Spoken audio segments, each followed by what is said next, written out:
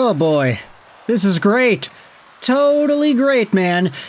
The Edmonton Oilers, the other day, handed out a huge contract extension to Trent Frederic, and it was a deal that I think a lot of fans went out there and criticized right off the bat. 8-year deal, $4 million a season. And Trent Frederic is a Boston Bruin until 2032, 2033. And one of the funniest responses to this from Oilers fans and especially non-Oilers fans was, oh boy, this team couldn't shell out like $2-3 million for Dylan Holloway, and now Stan Bowman is giving Trent Frederic an 8-year deal? Bruh. What in the world is happening with the construction of the Oilers and their cap situation? What is going on with these contracts? And now, it's gotten even worse. Has it gotten worse? I don't know. Oilers fans, feel free to let me know in the comments why it actually isn't all that bad, but I'm going to make this commentary and read the quotes in the ways that they were presented. Starting out with this, so I saw this posted by NHL Watcher on Twitter this morning after the contract. That Trent Frederic deal. Yikes.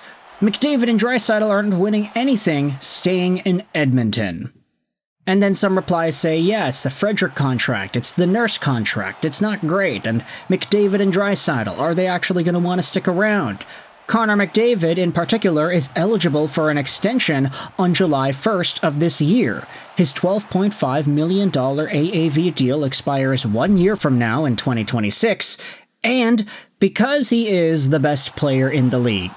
Because for a good chunk of his career he was the highest paid player in the league. The expectation is that if he signs, he's probably going to become the next highest paid player. And if he does it on July 1st, nobody's going to be surprised. At least, that's the idea, right? He's eligible for an extension, the Oilers have to do that, it's priority number one, McDavid is a GOAT, right? Until we saw Connor's quotes from today's post-season, end-of-season press conference.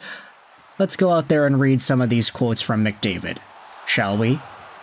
First, let's read what Bleacher Report Open Ice went out there and posted. Connor McDavid was asked about his future in Edmonton, and feeling like there is quote-unquote unfinished business. This core has been together for a long time, and we've been building to this moment. With that being said, ultimately, I still need to do what's best for me and my family, but of course, there's unfinished business here. Now, that's a handful of comments right there, baby. All of the replies are memeing around. You've got the top comment being McDavid in a Leafs jersey. You've got other folks saying that McDavid is going to Florida. He's going to Detroit. He's going to New York. Yeah, he's gonna leave. There's AI art of him in a Habs jersey. There are a bunch of people using this comment as fodder for McDavid leaving the Edmonton Oilers. But let's dive into some other quotes, shall we? Connor McDavid was asked for an update on his contract status. He said this, I'm going to take some time to regroup, talk to my agent a little bit, family, and make some decisions when the time comes. There's no rush. Then there was even more from McDavid on the priorities when thinking about an extension with Edmonton. Winning is the most important thing. I feel if there's a good window here to win, then signing is no problem. I'm sure we'll get into it over the next couple of weeks, but I'm not in a rush. And on the surface, this is like nothing, really. If McDavid signs on July 1st to a $15 million AAV deal, $16 million even, $16.5, nobody's gonna bat an eye. It's like, okay, great, he signed. That's good. Right? I think that would have been reasonable to expect. Maybe 80% chance it happens. But the fact that these comments are so non-committing, it does open the door for doubt, and it's why people are starting to kind of panic. I'm seeing a lot of Oilers fans in the replies on these tweets saying, oh boy, yikes. And then other fans are saying, why are you saying yikes, man? It's not that big of a deal. McDavid is not going to commit verbally to signing in Edmonton 2 weeks before he's allowed to sign the deal. Like, he's not going to reveal his hand right away. He wants to get as much money as he can, too. Sure, he'll probably leave some money on the table. Let's face it, if McDavid became a free agent next year, he could probably get 18 or 19 million on the open market. He's not going to sign for that in Edmonton. He'll probably sign for cheaper, but there is enough of an angle here where it's like, yeah, Connor McDavid says he's not in a rush to re-sign with Edmonton. Connor McDavid says that winning is the most important thing. The question is whether or not Edmonton is a team where he feels he can do that with. And I think, obviously, like, they just made the finals 2 years in a row. They're a good team. They're the best team in the West, and they did that 2 years in a row.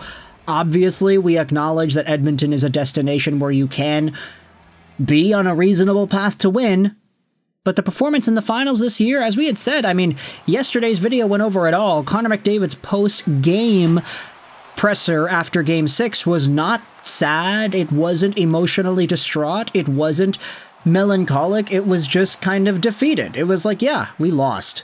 Because that team on the other side is very good, and we didn't live up to the task. That's it.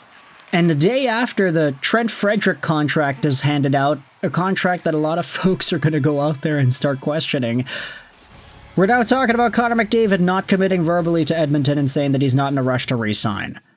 Now, I know one of the biggest things that you could talk about in this conversation as to McDavid and the Oilers and the future there is Leon Draisaitl. Leon already signed. And that guy is in control of his destiny because if he were to ever get moved, at any point, Leon would have to say yes to it himself. He has full no-trade protection.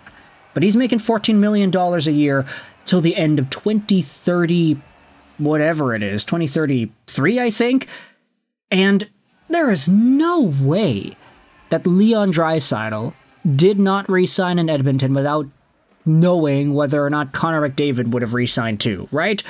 Like, he had to have at least spoken about it, brought it up in conversation, acknowledged it in any sort of a talk with Connor at any point, like, hey, I'm going to re-sign in Edmonton. Are you going to do that too? I would probably wage a bet that it's likely that McDavid made some sort of verbal commitment to Leon, like, yeah, I'll probably re-sign. You could go ahead and do it too. And then Leon's like, okay, bet. And then he signs. There's no way he would have talked to Connor and Connor would have been like, nah, I'm not going to re-sign. I'm sorry. I'm not really feeling it. And then Draisaitl's like, okay, fine. I am. I'll sign for 8 years. Like, if Leon did not re-sign with Edmonton, then all of a sudden McDavid is as good as gone. You know that absolutely would have been the case here. This is no Messier winning without Gretzky type of situation. You probably would have seen McDavid book a one-way ticket to wherever it is elsewhere. But because Leon signed, I think it makes the McDavid thing a lot more or less certain, and just all the more disagreeable.